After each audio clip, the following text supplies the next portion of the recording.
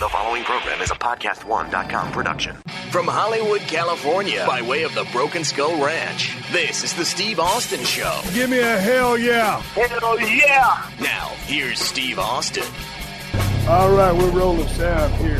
Steve Austin Show. I got Bray Wyatt on the other end of the line. I'm coming to you from the Broken Skull Ranch out here in the middle of nowhere, Tilden, Texas. Bray, ain't no buzzards flying overhead. Where are you and how are you doing? Well, I'm in my own region of the South. I'm doing fantastic, man. My own little peace of mind. Your own little peace of mind. Well, God dang, with the money you're making, you ought to have your own cell tower over there so you don't cut out on me on a conversation. And I don't spend any of it either. And, well, you know, I would venture to think that that's kind of third generation mentality. Just coming down from your grandfather Black Jack to your father to the Wyndhams. Save your money, kid. Was that ingrained at an early age? I feel like I was always destined to do this no matter what else came about in my life. I think we grew up with a different understanding of it. I still laugh when I hear people, some of the boys, they get into the business and they have to go and explain it to their families, and it must sound so ludicrous to them, you know. But for me, it was literally like, well, you ready to do this? And I'm like, you know what I mean? Yeah, I'm ready to do it. Well, hey, man, I was watching a video of you on YouTube as Husky Harris. And on YouTube, it was Meet NXT Rookie Husky Harris. Now, basically, as I watched this clip, and it's about 1 minute and 26 seconds long, I saw shades of the Bray Wyatt character way back then, just from the confidence, the swagger, and the belief in yourself. But you underwent many changes, you know, early in your career. Now, you started from scratch at the NXT school, correct? Or the, what do they call it, FCW? It was FCW back then, Dr. Tom Pritchard. So you knew you were going to be a pro wrestler from way back in the day. Was that where everybody told you to go, or were you just going to strike out and find someone to teach you the business? Well, I was playing football at the time, and football was going well. I played at Troy University in Alabama, and I was there, but it just wasn't right. You know, it was like I was itching to get at this, and my brother he went to FCW straight out after high school. And once he was in the door, I pretty much I couldn't take it anymore. I had to find my way out, and it presented itself. John Laurinaitis decided to give me a chance, and I don't think anybody ever looked at me and said, "Yeah, this kid's going to be something great one day." I think they kind of said it was basically just what it was, you know, man. Yeah, we'll give you a chance and we'll see what you got.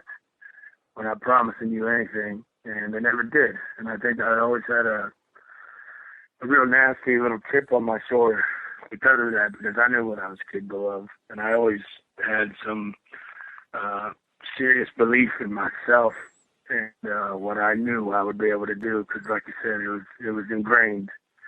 I never wanted to do anything else, so this was everything or nothing. Man, you know, from back in the early days when I was 7, 8 years old, I was changing channels on the TV, and I came across Houston wrestling out of the same Houston Coliseum. It was a smoke-filled arena, and when I saw two guys fighting for a championship belt, I fell in love with the business. And so, you know, that was, you know, what I was going to do, and I finally ended up getting a chance to do that. But, you know, back in my formative years as stunning Steve Austin with long, stringy blonde hair, I was a pretty good mechanic in the ring. But I don't think anybody would have picked me out of a lineup and said, hey, this is going to be your superstar right here. Nobody ever saw that in me, probably much to what they saw in you as Husky Harris. And that's exactly what I was saying. I was alluding to was the difference between Stone Cold and stunning Steve Austin is my same transformation from whatever Husky Harris was to what I am now, which is myself. Husky Harris was a shell. You know, it was everything that I thought they wanted me to be, and it wasn't me.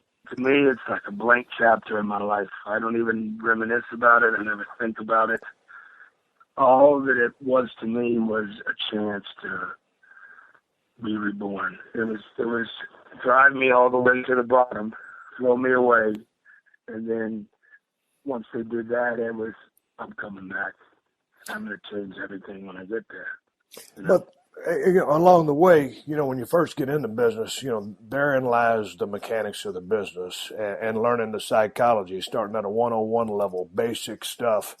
And so you got to go through that process to experience growth. I mean, there's very few people who just got into business, had an instant gimmick, along with the work rate and the psychology, the mechanics, and just turned into an overnight superstar. Even when you look at someone like, Ric Flair, he was a guy who had to pay a lot of dues. And, that plane crash kind of changed his body type when he turned into a smaller guy. And, the Nature Boy was born. But it wasn't an overnight thing. And so nothing is. So, when you were Alex Mulligan or Duke Rotunda or Husky Harris, did you ever envision yourself at the top of the WWE as you continue your ascension? And still, I want to say on top, you're still rising. You still have a ways to go. But what were your goals when you got into business? Was it just, hey, man, I want to be a pro wrestler because that's what we do in this family, or I want to make an ass load of money? Because for me, it was just about being a pro wrestler. It was. It's funny that you brought up Axel Mulligan, because that was the beginning of Bray Wyatt. I got into this because this was my dream, and I got to live pretty much everything that I've ever dreamed. I've already lived here, and when I played football, I got to do all the wonderful things. I was an All-American in college. And I got to do everything that I wanted to do. I got to live that dream. And like I was saying to Axel Mulligan, that was when I got sent down after the Nexus. They put me back down here, and they didn't promise anything. I actually remember sitting and talking to Hunter and asking him, why, man? What did I do? Why? And he simply put it to me as, don't worry, bud. The cream always rises to the top. And I don't know if he has any memory of saying that to me, but it was something that always stuck with me. And I said to myself then, yeah, you're right. And I wanted to completely change myself and evolve. So when I went down, the Axel Mulligan character was just out of my love of horror movies and, stuff like that.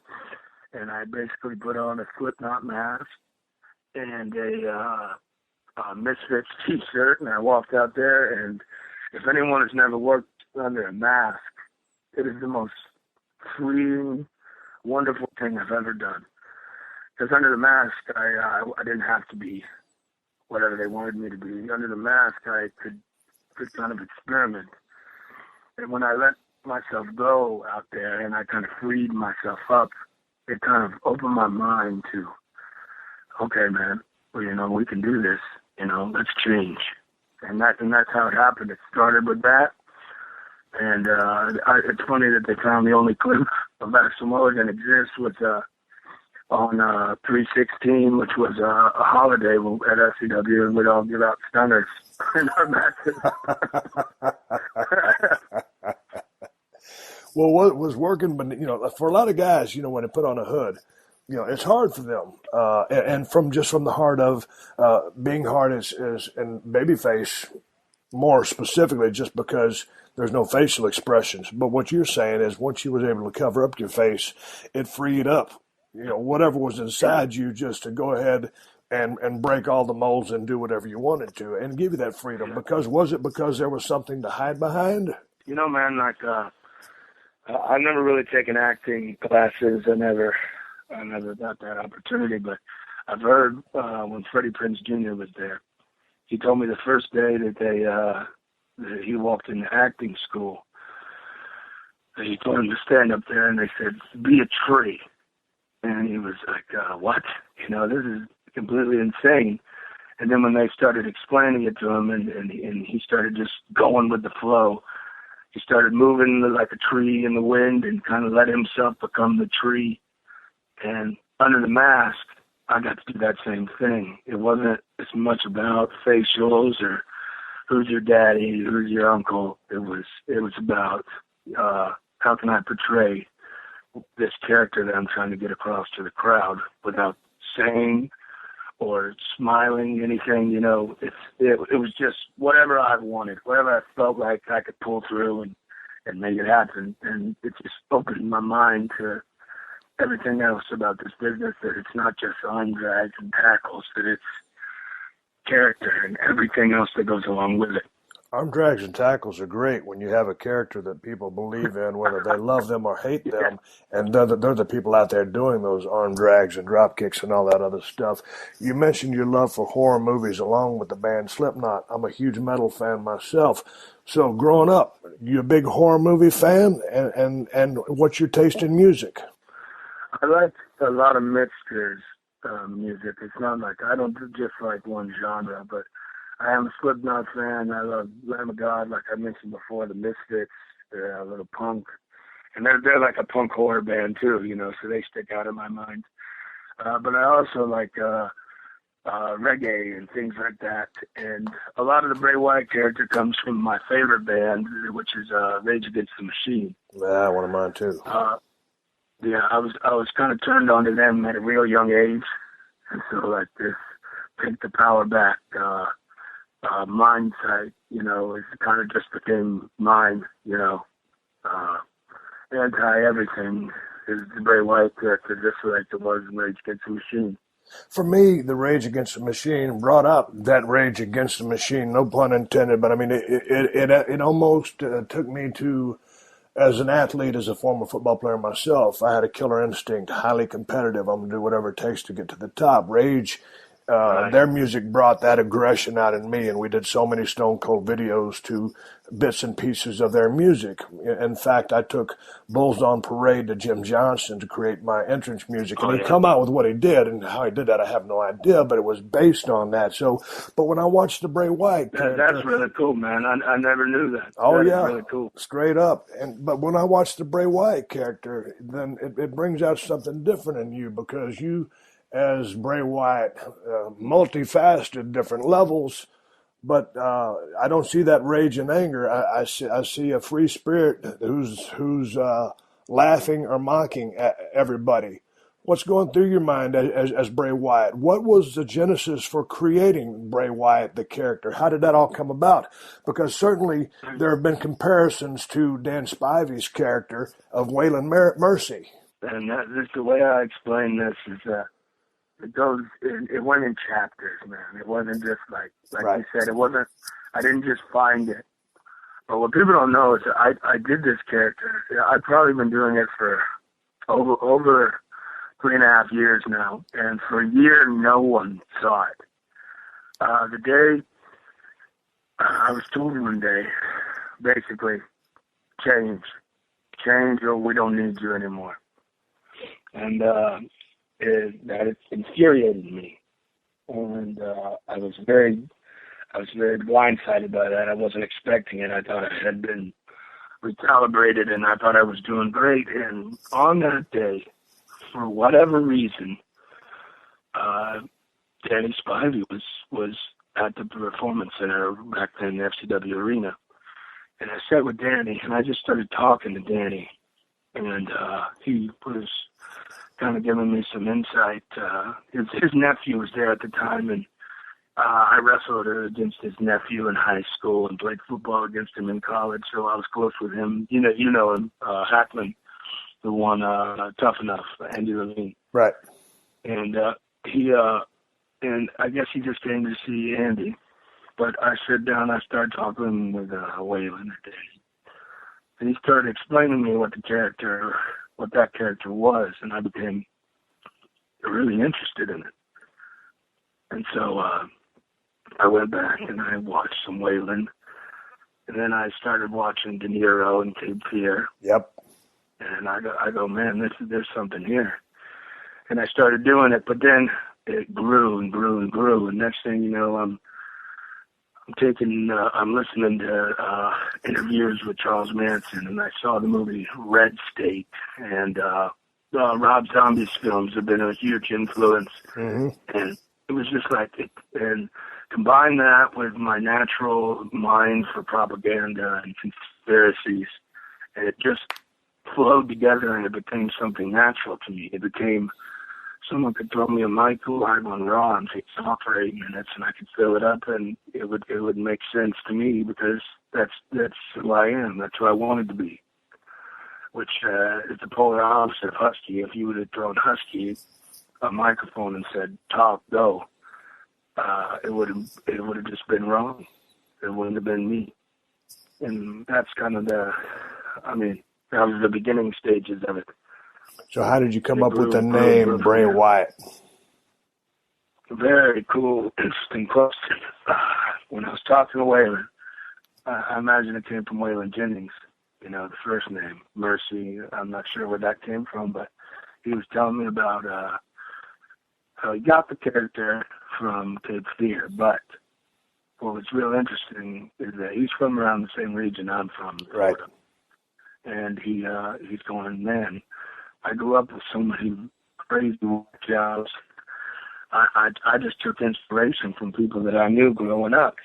So when I went back and I started doing the Bray Wyatt character, I had ideas for a name, this and that. But then I thought back to my roots and where I came from. And I had a childhood friend. His name was Bray Wyatt. Right. And Bray Wyatt was one of the most intense individuals I've ever known. He was in a car accident when he was young, and he lost the feeling in his face, and he's got these scars on his face, and he was basically impossible to knock out. He had no feeling in his face. Right. And he was just this intense country boy, a little older than me. I looked up to him when I was a kid, and so the name Bray came from him, and Wyatt is Wyatt Earp. Wyatt Earp. So you're a Western fan as well.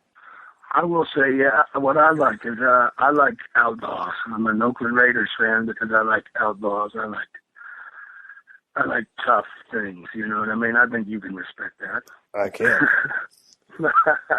Let's talk about your theme music, because from what I've gathered, you were surfing the internet or going over a database of songs, and you come across a song done by Mark Crozer. Now, when I first heard your music, man, I'm a big Alice in Chains fan. It almost sounded like something that they would do with a little bit of Lane Staley in there, but it was not. It was this dude named Mark Crozer. You found this song. So how did you present this to the powers that be in WWE and say, dig this, this is what I want to use as my song? Yeah, that's another interesting little tale. There's a guy at FCW who I owe a lot to for that. His name was Rob Naylor. And they came in and they told everyone, we got a new database. Everyone's getting new music down here. So, everyone goes in, they hear the first little generic rock beat, and they go, yeah, that's me. Right. So they're all going in there for 5 minutes. But me and Rob Naylor, I said, I'm not leaving this place, Rob, until I am satisfied and I know that I've found the one. So I spent days in there with Naylor, and we were looking for just everything. And I kind of stumbled into, I said, type in Radiohead, because you would search the database and there's likenesses. So I typed in Radiohead because I liked the way it was just different. I didn't want rock music because it wouldn't have been right. I didn't want rap because it wouldn't have been right. I wanted stylized music that fit Bray Wyatt. And we found this blank track, no name. We didn't know who made it, but it was Live in Fear by Mark Crozer. And right when we heard it, we literally played it over the loudspeaker in the arena. And I walked out to it. And it was just that feeling of, man, this captured the essence of everything that I was trying to portray. This is the right thing, And we went with it. And since day one, I've always had that song down in FCW, through NXT, through all that. I had that song. And like I said, we never knew who made it. And I saw Mark Crozer's name for the first time pop up on Facebook, or not Facebook, I don't have one of those. And he was baffled that that song would be brought into wrestling, you know. Right. He never fathomed in a million years. So it was very rare when we got to do the entrance at Mania, and they were wearing the buzzard masks and all that. It was just like it had come full circle, and I realized how just real all of this had become, from a tiny warehouse in Florida where no one cared to the biggest stage of them all, you know, in New Orleans at WrestleMania. So it was a match made in heaven, made to be, man. Hey, man, you mentioned how real this was to you. Man, when I was in the ring, when I was going to the ring, it was real to me. That's the way I perceive the wrestling business. I mean, hey, man, it's a work, it's entertainment, it is what it is. But I'm out there trying to open up a can of whoop ass in the most believable fashion that I could see fit. And you know, in a business of make believe, you make people believe in you. That's your same goal? Is that your take on the business? 100%. When I walk out there, whatever I am, it doesn't exist. There's only Bray. My mind is clear, and no matter how nervous I get, which I get nervous time to time, but not really, there's no nerves out there. Once I'm out there, I feel I belong. And that's the confidence I was talking about behind the microphone as well. Is I have nothing to hide. And I love Arn Anderson. And he's the one telling me every time before I get out, he's like, there's no way you can mess this up, kid. You and him are the same man. Right. And I really take that to heart. And that's just how it feels. I feel at home. It's like all that preparation, all the traveling, all that is what they pay me for. When I go out there, I'm doing that for free, for fun. The Steve Austin Show. The Steve Austin Show. Summer is all about grilling, and I have the perfect cooking tool to make sure my barbecue cookouts are a hit. And I'm talking about Meter. Meter is a sleek, smart meat thermometer that guarantees the perfect cook every single time. It keeps an eye on the food and lets me know when that juicy chicken, mouth-watering steak, or award-winning brisket is ready to come off the grill or out of the oven. You'll never over or undercook your meat again, so go ahead and delete that food delivery app. Meter gives you a countdown for the cook so you can spend more time with the family, kick back, and have a beer while Meter watches your food. You'll know exactly when to take the food off the grill and when it's ready to feast. Super simple, super easy, perfect results. We all know it's difficult to do a little hosting and do a little cooking at the same time, and for me, the real magic in the cooking is getting everything out at the right temperature, and I always struggle with that, but not anymore. Not with Meter. It can be used in a grill, a smoker, oven, air fryer, rotisserie, sous vide cooking, literally anywhere. It comes with cloud service so you have limitless range, so you can still check on the cooking while you're watching TV or running to the store for another ingredient.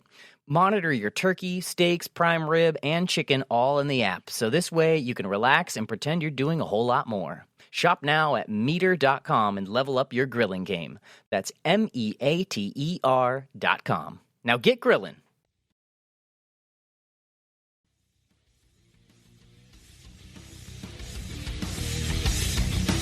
Bray, when I used to go to the ring, the glass would break, that music would hit, and there was an adrenaline spike, and it was a rush like no other that I can explain. I've never been able to recreate that. If I could bottle that up and sell it in little glass vials, I would be a billionaire.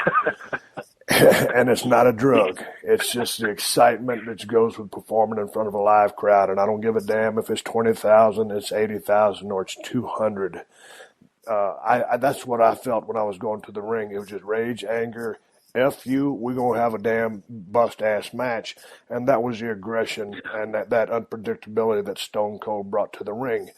As Bray Wyatt, when you go to the ring on your entrance, so different, carrying the lantern, and I don't know what you're doing in the house shows, but from watching Monday Night Raw, and they dim the lights down, the lighters go up, you come out with a lantern. What is the feeling you experience as you walk to the ring? It is almost indescribable. You turn that corner and you come at a gorilla, and now my lantern smokes as well. So the smoke is shooting up my face, and I'm completely entranced you know.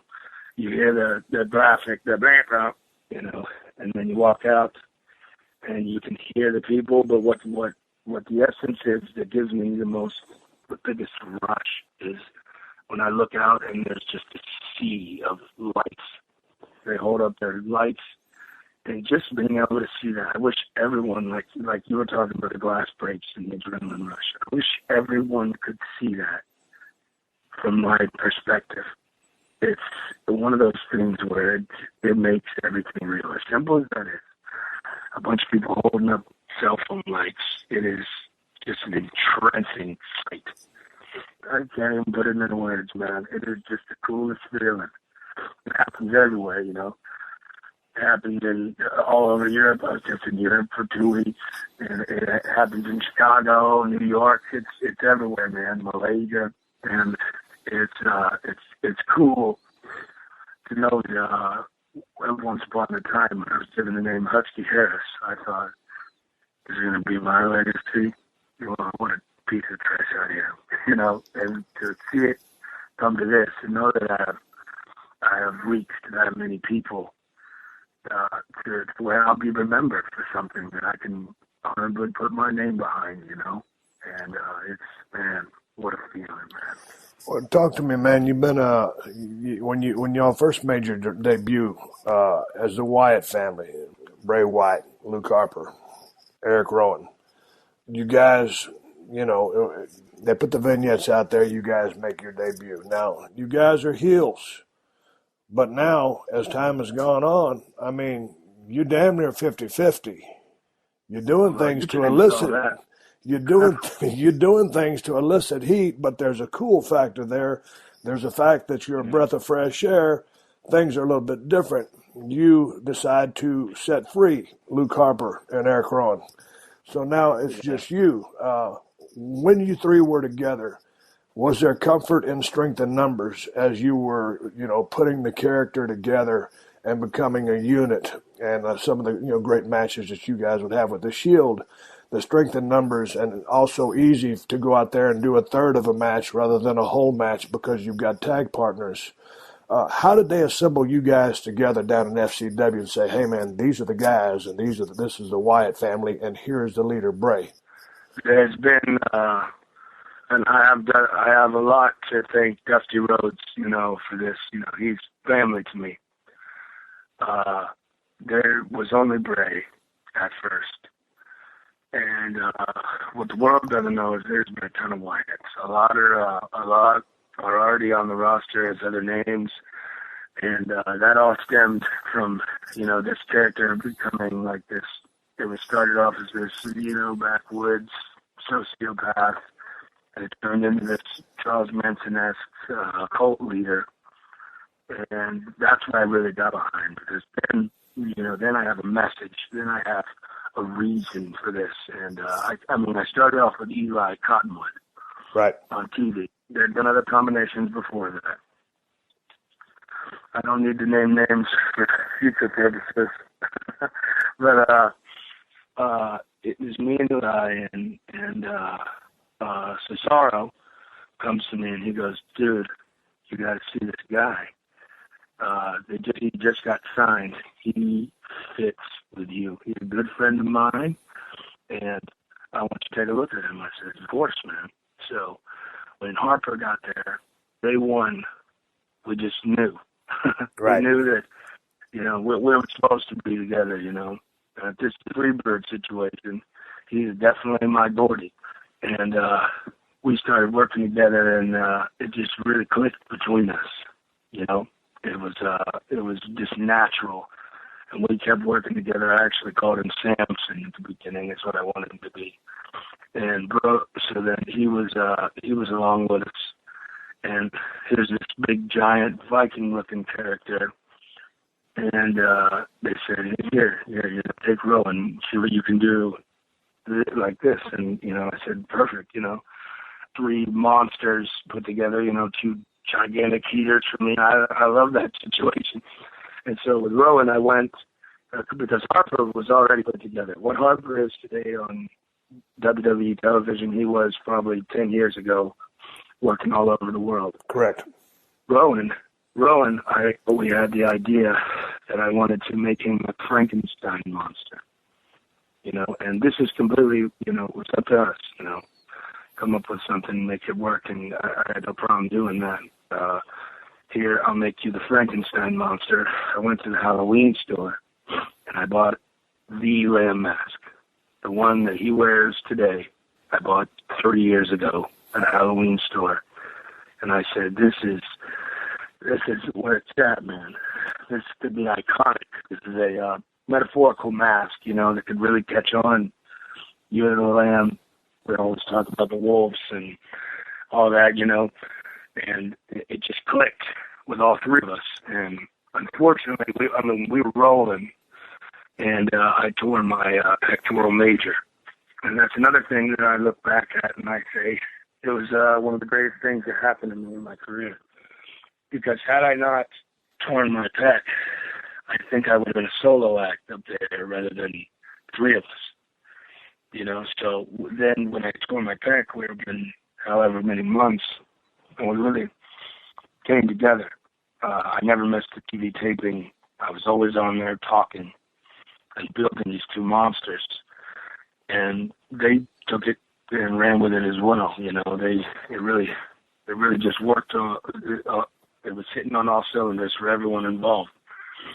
And that's kind of like where the animosity between us and the Shield really stemmed from, because we were already a three-man group, put together, groomed, already in existence, ready to go. Just give us the outlet and we're ready to rock. But the Shield came up during that period of time where I was hurt, and they threw those three together, who were all extremely talented individuals. They threw them up, but we always looked at it as we're going to be their demise.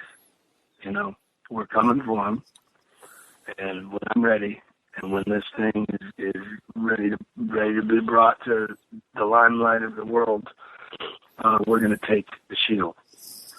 And so it was all real. It was a competition. They had been there and they had done it up there. We were NXT. We were the first product ever brought from NXT, as is 100%. And when we collided, how competitive was that atmosphere for a shoot? Because, hey, man, it's the business is a work, but when you're fighting for a spot, it's a shoot. And within that shoot, there's cooperation, because it is what it is. But make no mistake about it, if you got three badass cats, which is Shield, and to your point, are extremely talented, as are all the members of the Wyatt family. But there is that, speaking for myself, asking you, that competition therein within your spot on the roster of who can go out there and rock that house or put the best promo or put more asses in the seats. That's a shoot, correct? Oh yeah. And like I was saying, the first time that we were even in the same ring together, you could just feel like the atmosphere changed all around us. Everyone, all the people were ready to see it. We were ready to give it to them. And backstage, we all quarrel because we all want to be the guy, but we all six of us, and a couple others, Cesaros and those guys, we have this mindset, and it doesn't matter who he is and how they know it. This is what it is. This is ours now. We're going to take it, and it's going to be ours for a very long time. All of us put together. We're not a unit, but we are. We are the future. But there's strength in numbers, and the more people you have on that roster that can put asses in seats makes the company better, makes the product together, and that competitive atmosphere makes everybody better. It's it's like the WCW versus WWF Monday Night Wars.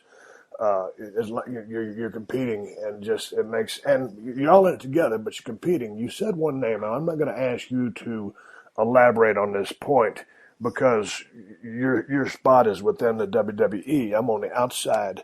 I see Cesaro. Yeah. I know he's a friend of yours. I see a superstar waiting to happen. I just keep waiting for them to put the right pieces together, or for him to come up with just that one small piece that will put him to that next level, because I see money in that kid, and he seems like a hellacious worker, seems like a good human being. There's one or two pieces missing, but when he puts those pieces together, he'll ultimately be a big draw there in the WWE. I want to ask you a little bit about again, I don't want you to speak to that because that's me. I don't want to stir up any stuff. That's fine. I see it in Cesaro as well. When I look at my future and I think about my future, of course, I want to go against all the big names. I'd love to do a WrestleMania with you. You would be up for it. But when I look at the future, I see myself taking on the likes of Cesaro, Dean Ambrose at Survivor Series. Like that is what I see as the future, and I think he has all the tools, 100%. I'm ready to go with him whenever he's ready. You know what I mean? Right. Hey, Steve Austin. I'm coming right back with Bray Wyatt right after word from our sponsors. The Steve Austin Show. The Steve Austin Show.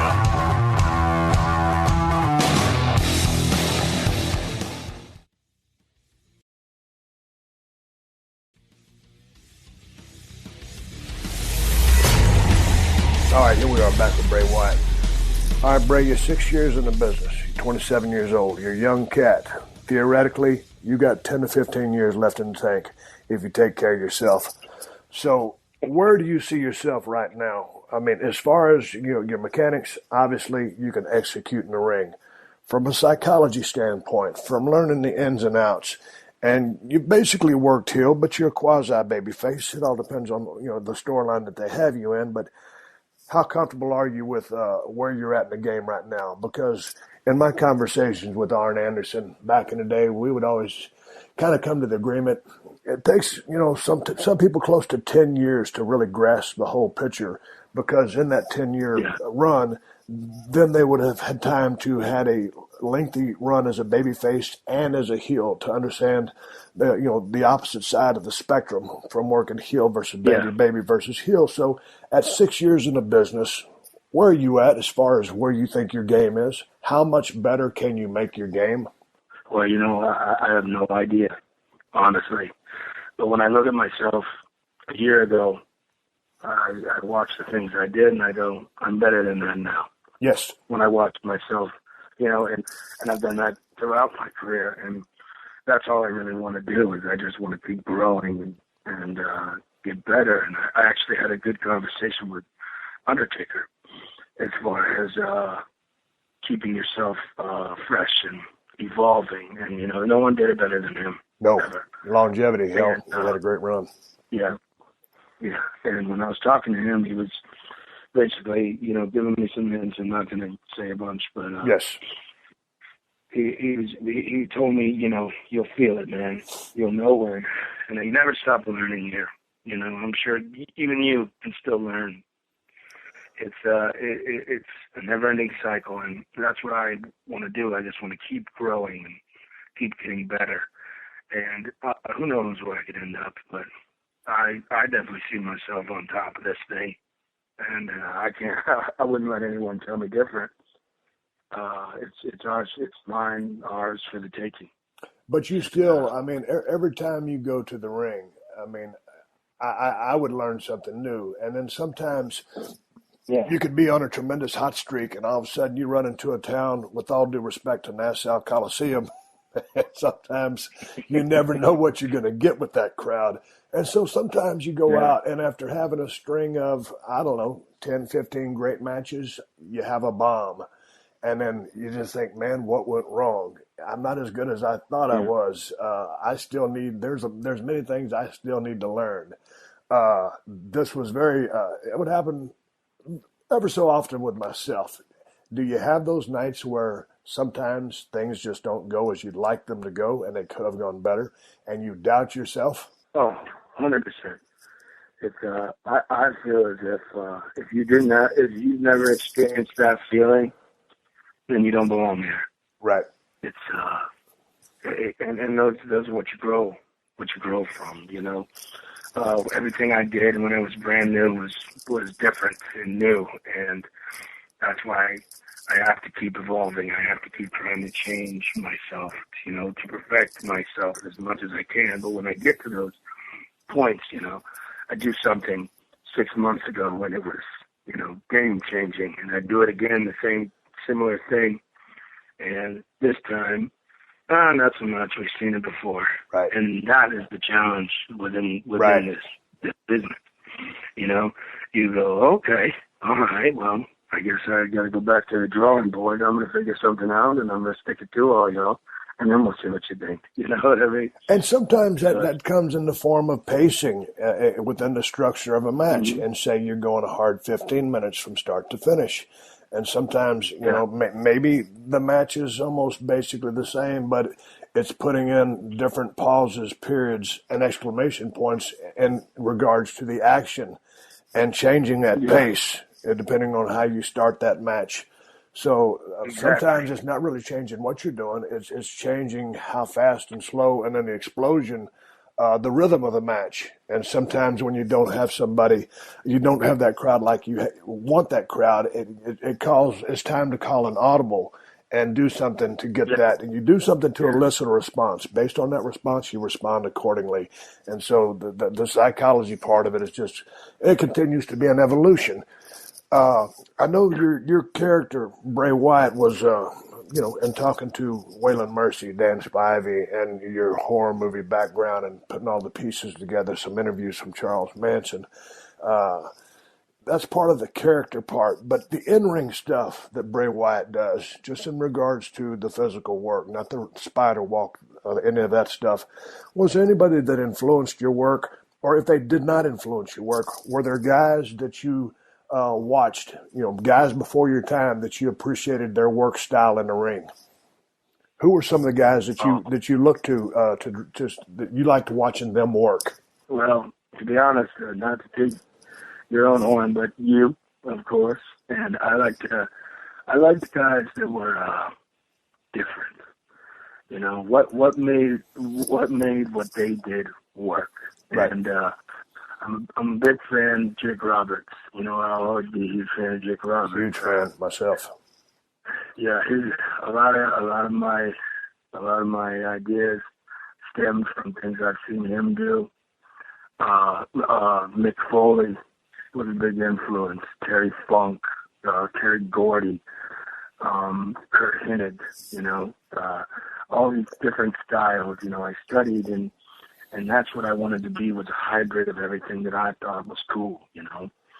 And combine that with the freedom I gained when I went under the mask for a little bit, and I started just letting my specific strange little quirks that only belong to me come out, you know. And I have little things that I do that I can't even control, like.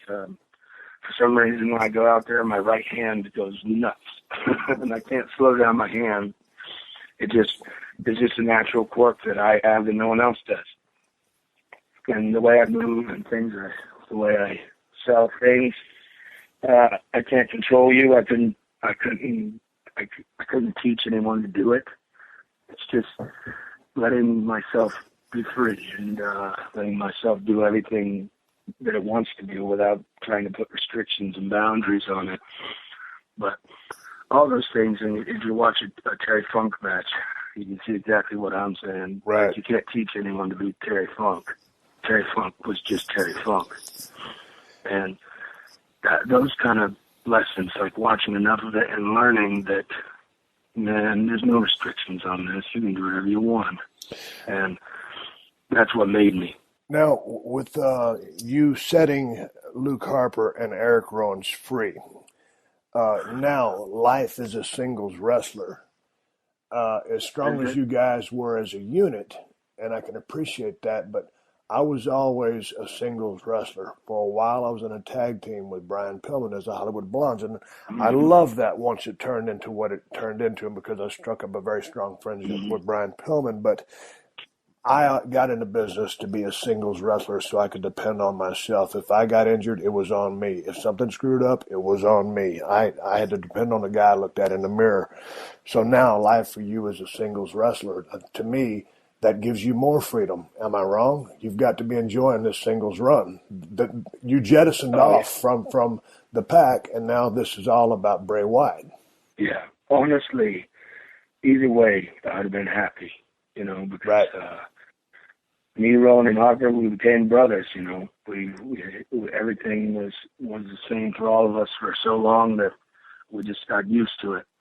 And when we were given an opportunity to fly solo, it was very exciting for all of us,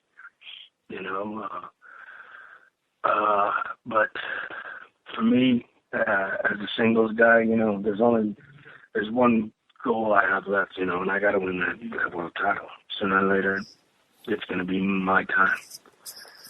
And that's what really is so thrilling about this, too, is I don't have to be handicapped as far as this is what you are. You're a cult leader, and you do this and this. It's like I'm free to evolve again, too, which I'm excited of the ideas I have for that. But that world title, I got to have that. Hey man, I always said if you ain't in the business to have one in belts, you got no business being there, because that's a competitive dynamic that says, hey, it's one thing to have an entry level job, but if there's room to work your way up the ladder, then that's where you want to go. And that's just the way I was made. It sounds like you're made in the same way. Yeah, well, even if there ain't room, I'm gonna make some. Hey, dude, hey, don't get me wrong. We all jerk the curtains, and we all work some popcorn matches, and that's part of paying dues, man. I've been there and done that. But I used to always watch the matches, Bray. I would find a place. I was down in Tennessee, and I had a stinker of a match. I'd been in the business for 2 months, and Dutch Mantell was the booker, and he cussed me out after I stumped the joint out, and he told me to grab a chair and watch all the matches, and he told me that's the only way you're going to learn this stuff. How often do you watch the matches? Do you watch the card and see what the guys are doing, see what the crowd's buying? You try to stay in touch with what everybody's doing so you don't go out there and possibly work the same body part, and see what your peers are doing, how their work is progressing, or what you could do to be even more different. And that goes back to what we were saying about being hungry about this. If you're not willing to change and willing to step up and do different things, then someone else will pass you. And that, for me, is completely unacceptable. I've seen so much wrestling in my life, I can't even imagine how many hours.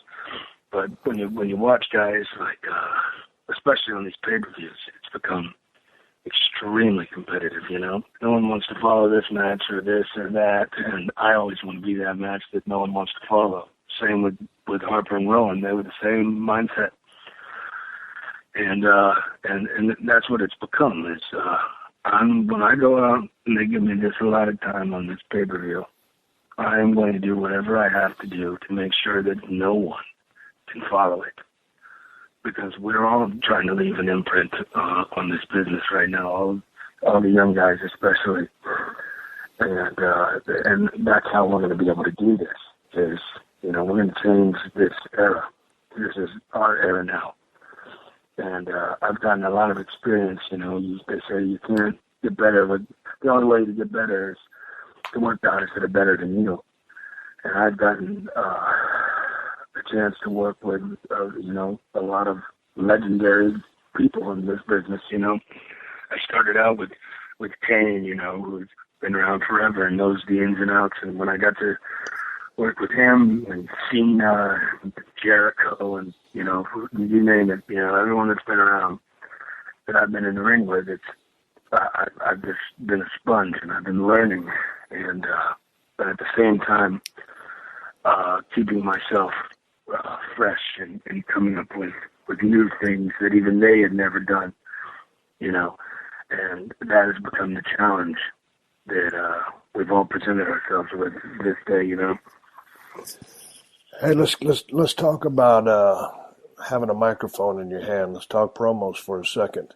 But before we do that, let's go back to your education process, because you were, 22 hours short of graduating, 27 credit hours, and you dropped out of school after playing football, in which you were an All-America.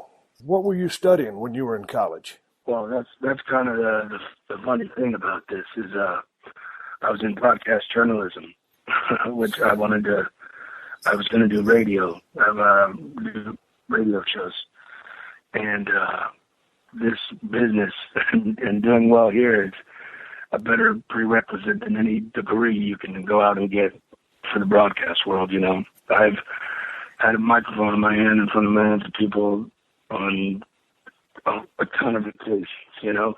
And so that, building up that courage to make the jump to this business and then seeing it through, and you know, I didn't need college.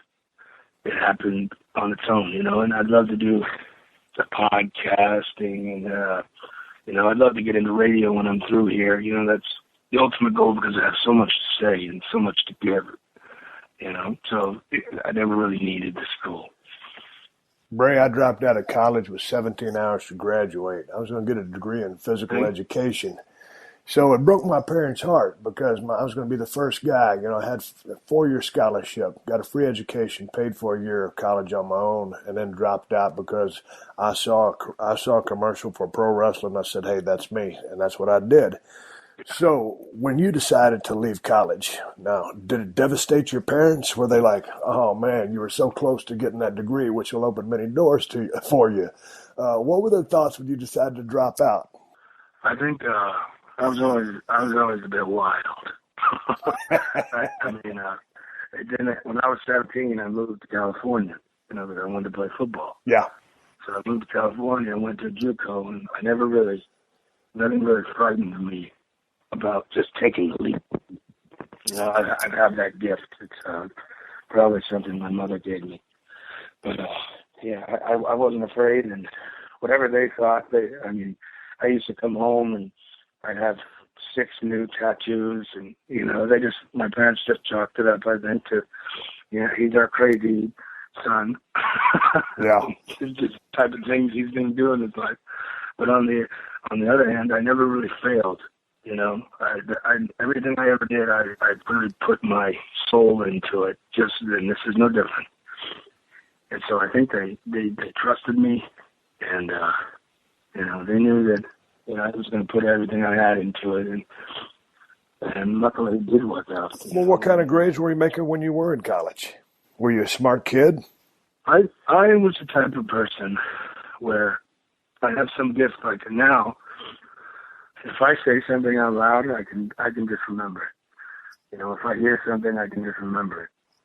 And especially towards the end, I was getting a lot of C's and maybe some B's here and there, but I never really tried in many subjects. I could just do it.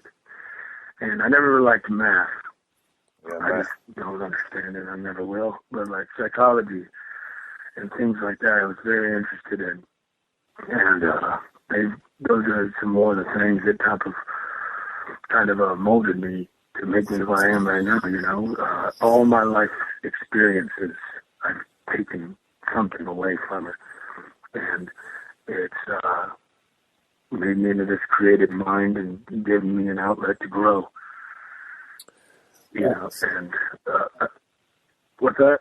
Well, I just wanted to see what kind of student you were, because it was just leading me to ask me about the thought process behind your promos.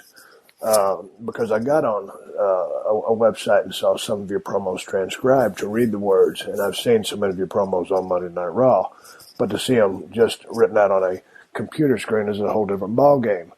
So, obviously, you have a vast creative side to your brain, but also, are you a voracious reader of novels, of stuff? Because it seems like you're a well-read person just by reading your promos, much less listening to them. I'm into a little bit of everything. I listen to a lot of podcasts. A lot of it stems from music, and I have for some reason, I just come up with things. You know, I don't, well, because of all the things that I've studied and been through my life, a lot of it I just come up with. Like when I go out there on Monday Night Raw, whatever if they wrote it all on a piece of paper for me, there's no way it would come out that way. Right. It has to be just me. So when I go out there, there's really, there's no telling what I'm going to say. I don't even know. When I walk out there, it just free flows out of me because, like I said, when I walk out there and I see the lights and everything, it just becomes me. Me and Bray are one. And so, like Arn Anderson says, there's no way I can mess it up because me and him are the same. And I do study things, this has brought me a lot closer to the Bible. I read from the Bible, and like I said, the various podcasts.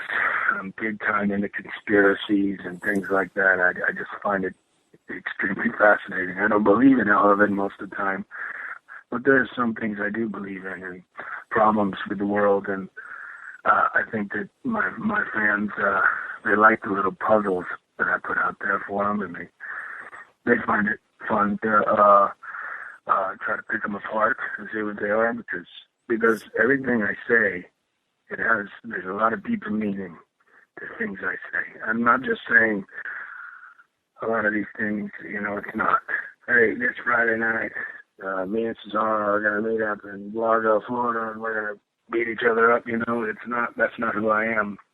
I'm above, in my mind, persecuting the crowd. I'm not going to insult them and do things that way. I'm going to challenge your mind. I'm an adult-oriented character, but I think when I come out, children understand that that's a monster, So, and that's what I've tried to build myself into. Challenge your mind a little bit. Sometimes do you feel like it is okay to go back to ABC to sell that pay-per-view? Or because sometimes I listen to your stuff and it's like poetry to me. I dig it. I see what you're doing. But sometimes I think, well, is everybody getting this? Because what it's got to boil down to is we're in the business of people putting people's asses in the seats. Every 18 inches, there's got to be an ass. And or you ain't gonna make no money. Do sometimes you feel like you do need to be very transparent? This is what's going to happen after that soliloquy. Yeah, and I think that happens naturally. For instance, when I first debuted, it was trying to explain this person, but in this eccentric type of way. And if you look at what the things I did. Right from the beginning, they were extremely confusing and poetic, and that's just the way it was. It was my art and my way of explaining who I was, because I never liked people to just look at us and they immediately go, "Oh yeah, I understand that. They're hillbillies or whatever." And I wanted it to be a lot more complicated than that, and I think that's what we got behind. People go, "Yeah. Here come the Godwins," but then when they started listening to us and started seeing that we were way, way out of bounds, it initially caught their attention. But when you get in these feuds and it's me and Daniel Bryan, or me and John Cena, or me and Dean Ambrose, I am the type of person that I cut into your mind, and I can put those generalities out there of here's why, and here's what I'm going to do to you. And they all understand that. Bray, before we wrap up this part of the podcast, 2K15 is the people that put you and I on the phone line together. So you are in the business of selling tickets. I was in the business of selling tickets and was quite successful. Let's sell some video games. This is the first year that you've ever been a video game character, Bray. You were scanned for the game just like I was. You done the VOs. You done all that stuff. And that's just one part of being a WWE superstar. The things that happen outside the ring, the business aspect, you're still learning all that. What's that been like? What was it like to see your likeness replicated like that for the first time ever on a video game? That had to have been a blast, right? Yeah. It's unbelievable, man, really.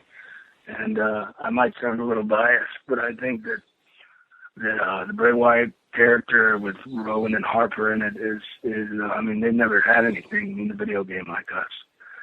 Some of the things that we do that are so different. I mean, I don't know if you've had a chance, but if you take a look at that entrance, it's unbelievable. It's on the point.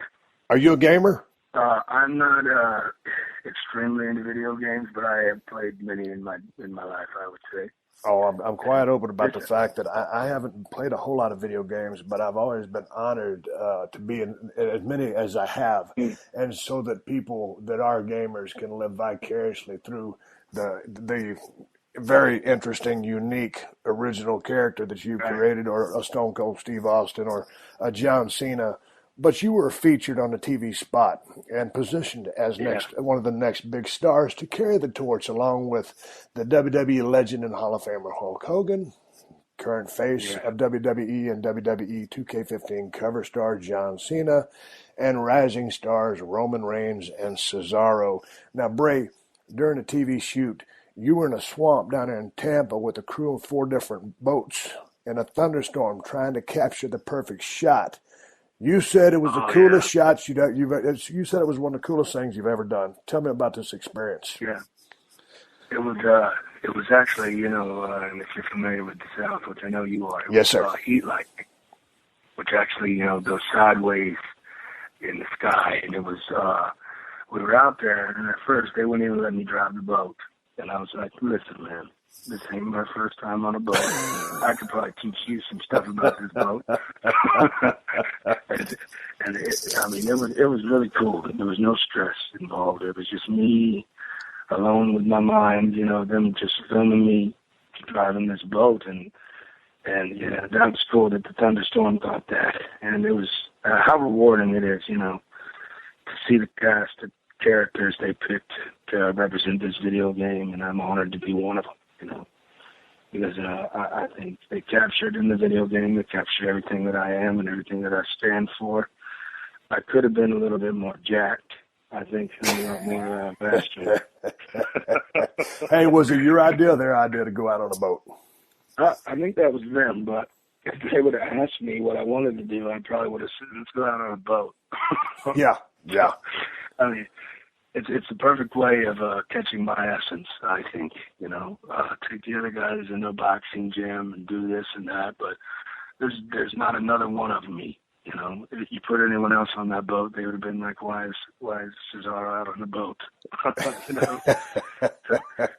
It's a good feeling to know that what I wanted to be has been portrayed, and it's come across enough to where everyone else can see it. And, it's just wonderful, man. What a cool experience all this has been. I look forward to doing 20 more, Hey, let me ask you one more question about this 2K15 thing. You got stars from different generations, and you got the fantasy matchups that the fans can play. Austin versus Bray, Bray versus Taker, Bray versus Sting, Bray versus HBK. If Bray could pick an opponent to have in a program with any generation, who would that be? And I'm asking you, Bray Wyatt. Give me the answer. There's every one of those names you just mentioned could easily be the answer to this question. But in the realm of the world I live in, I can't pick one. There's 2. Okay. Go for 2 of them then. Undertaker is, that would be the Omega. There would be nothing greater than facing off with the dead man at WrestleMania. That is the ultimate goal. There's, that would be number 1. I could speak on it all day. That's just where I would want to be, and that's my dream match. But also Sting. I think the things that I could do with Undertaker and Sting, as far as a build, a story. They would be something that would stick in the minds of fans for generations. I truly feel that way. Undertaker and Sting, or both of them at the same time, man, what a ride that would be. That would be an interesting endeavor. The thing about Undertaker, man, he's a tough guy to work with. I mean, he's a fun guy to work with, but man, you gotta be in good cardio shape, because when he sells, because he's so big, he always sells on the run. So you're always in pursuit mode, and it only makes sense because he's one of the biggest guys in the territory. So if you ain't got no cardio, and Taker, he's a businessman. He got to take care of the dead man gimmick. So anytime you's wrestling Taker, you better bring a sack lunch, a bottle of water, and an oxygen tank, because he's a lot of fun to work with, but he's a smart guy, and that's how that's one of the reasons why he's lasted so long. And with respect to Sting, there's a guy who I remember I took a visit down to WCW, and it was about 90, right before they hired me. We went down to a TV taping in Center Stage, and Sting was on fire. And, finally, he ends up being a part of this video game. And we'll get to see if he'll step inside a WWE ring. I look forward to it if he does, just because, I think the guy's had tremendous staying power. He had a tremendous run. He never truly was in the big leagues, which is the major leagues, and that's the WWE, and that's just a fact.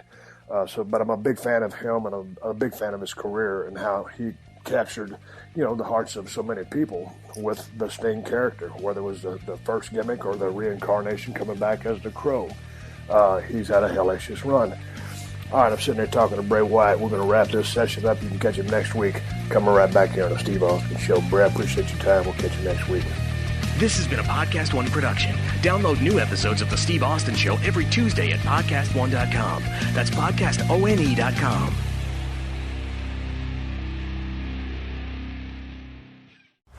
See what hit blockbusters are streaming free this month during Popcorn Summer Movies on Pluto TV. Watch Django Unchained or Transformers Dark of the Moon for an action-packed evening, or The Truman Show and School of Rock for a good laugh with the whole family. Plus, Pluto TV has thousands of other free movies available on live and on demand.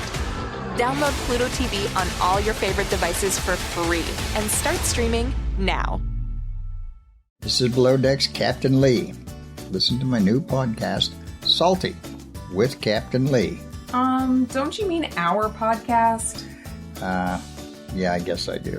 Anyhow, listen to Salty with Captain Lee, co-hosted by my assistant, Sam. And we will be talking about the latest pop culture news and all the gossip every week. So does this mean we have to talk by ourselves, about ourselves, or can we at least have some guests on? I don't know, I find myself pretty interesting, but yeah, we can have some guests on, some of our reality TV friends, and some stars.